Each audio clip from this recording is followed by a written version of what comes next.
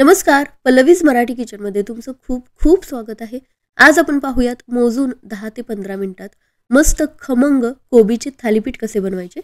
कोबीची भाजी आवडत नसेल तर अशा पद्धतीने हे खमंग थालीपीठ नक्कीच बनवू शकता. कोबीची भाजी, कोबीचा पराठा खाऊन जर कंटाळा आला असेल ना, अशा पद्धतीने हे खमंग थालीपीठ नक्की करून पहा. घरातले सगळेजण खूप आवडीने खातील. चला तर मग रेसिपीला सुरुवात करूया. तर त्यासाठी इथे एक मी मीडियम आकाराचा कोबी घेतलेला आहे. स्वच्छ धुवून घेतलेला आहे.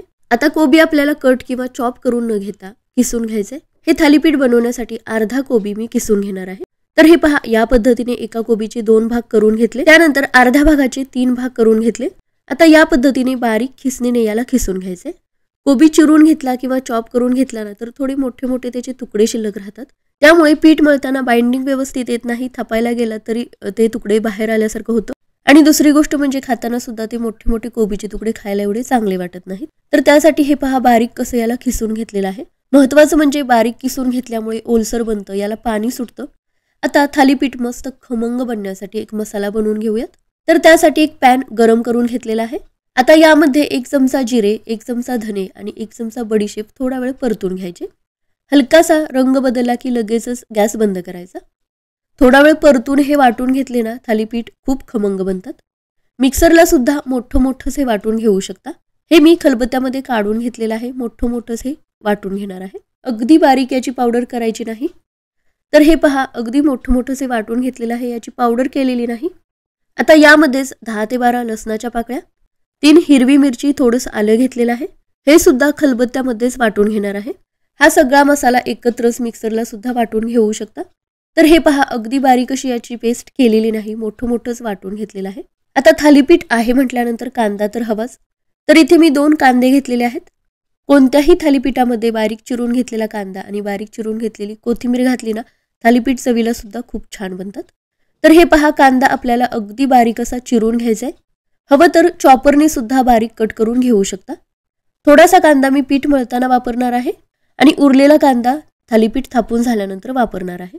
या थालीपीठासाठी थालीपीठाची भाजणीच हवी आहे असं काही नाही. तर घरी जी पीठं आहेत त्यातलीच थोडी पीठ आपण वापरणार आहे. तर किसून घेतलेल्या कोबीमध्येच 1 वाटी बाजरीचं पीठ घेतलं, पाव वाटी तांदळाचं पीठ घेतलेलं आहे आणि पाव वाटी बेसन घेतलेलं आहे.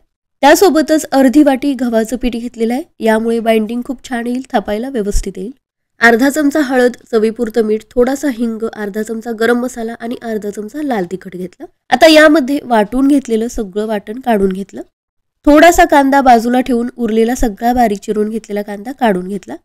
त्यासोबतच थोडीशी बारीक चिरून घेतलेली कोथिंबीर सुद्धा घेतली. आता इथे मी 3 हिरवी मिरची वापरलेली आहे. जर तिखट जास्त आवडत असेल तर 1-2 मिरची वाढवू शकता.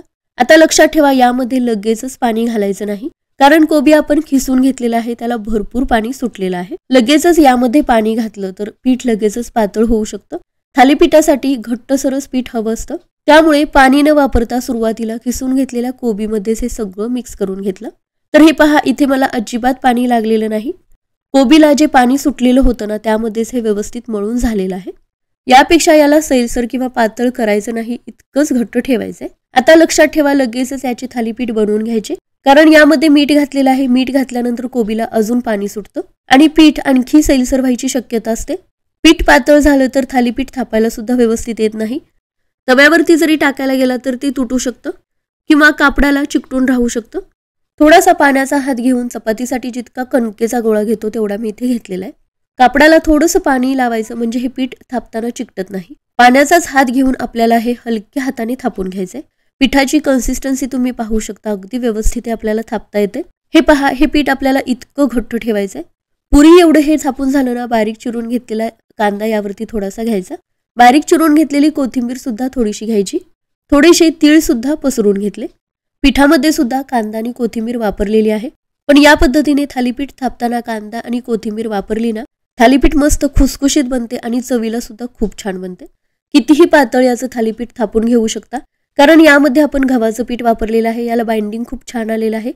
त्यामुळे पातळ थापून घेतलं तरी सुद्धा हे तुटत नाही. आता पाण्याचं बोट घेऊन 4 ते 5 होल करून घेतले. तवा चांगला गरम झालेला आहे. थोडंसं तेल लावून घेतलं. आता कापड तसंच दोन्ही हाताने उचलून तव्यावरती ठेवायचं. वरच्या साईडला थोडंसं पाणी लावून घ्यायचं आणि अगदी अलगद हाताने कापड काढून घ्यायचं. थोडंसं वरच्या बाजूने पाणी लावून घेतल्यामुळे कापडाला पीठ अजिबात चिकटून राहत नाही, थालीपीठ तुटत नाही, अगदी व्यवस्थित तव्यावरती पडलं जातं. आता या होलमध्ये 1 ते 1.5 चमचा तेल घालायचं, साईडनी सुद्धा तेल सोडून घ्यायचं. झाकण लावून 1 ते 1.5 मिनिटे चांगलं भाजून घ्यायचं. झाकण ठेवूनच थालीपीठ भाजून घ्यायचं, म्हणजे वरची साईड सुद्धा व्यवस्थित शिजली जाते. 1 ते 1.5 मिनिटानंतर याला पलटून घ्यायचं आणि हे पहा मस्त थालीपीठ बनवून तयार झालेलं आहे. पलटून घेतल्यानंतर हवं तर यावरती पुन्हा 1 चमचाभर तेल सोडू शकता आणि हे पहा मस्त खुसखुशीत खमंग असं कोबीचं थालीपीठ बनलेलं आहे.